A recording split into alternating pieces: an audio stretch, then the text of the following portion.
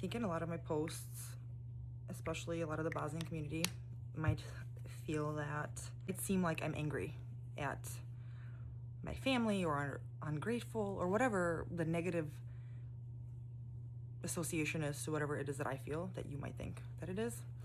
And I understand why, because in a lot of my posts, I do sound like an angry teenager. But I also want you to know that there's a good reason why I sound like an angry teenager.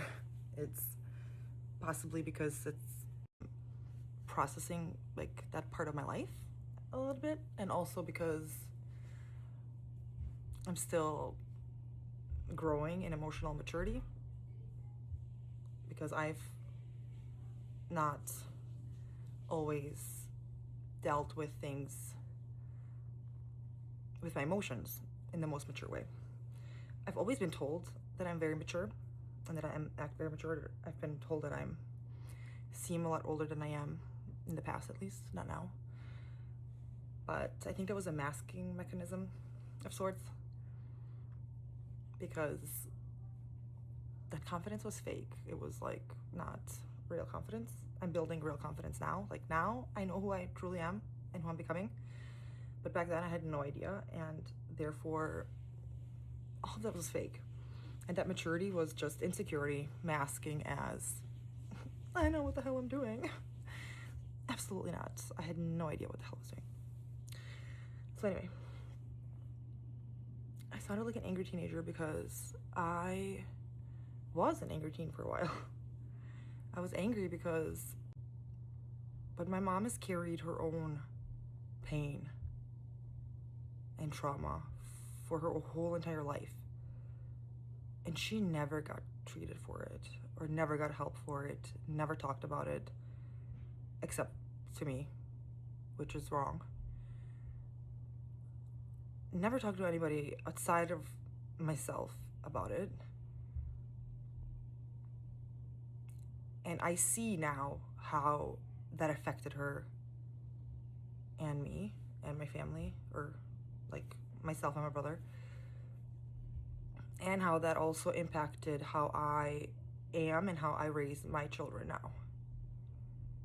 But also, I know it's not her fault.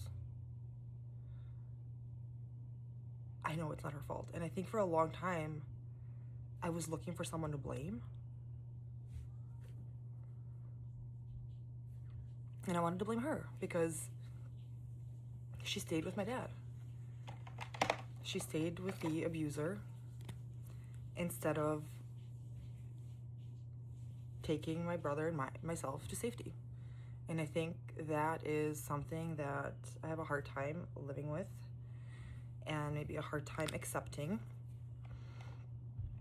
as someone who has small children, because I could never put them through the things that I was put through. I can't blame her because her circumstances were completely different than mine. Her resources and access to those resources, completely different than mine. Support from family and friends, completely different than mine. And so what I want to say is that I don't blame her. I think that, again, like in a lot of my videos, it sounds like I'm blaming her. And I think I needed to just blame someone for a while. And because she didn't keep my brother and I safe from her abuser, or he didn't abuse myself and my brother at all, ever.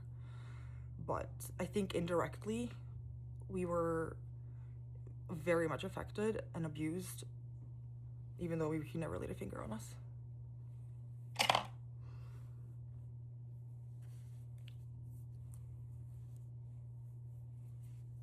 And indirectly, I was extremely affected by that abuse because I learned to stay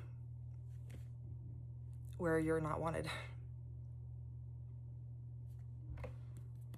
And that is something that took me a long time to, I don't know, like outgrow, I guess. To love myself and to know my worth and to not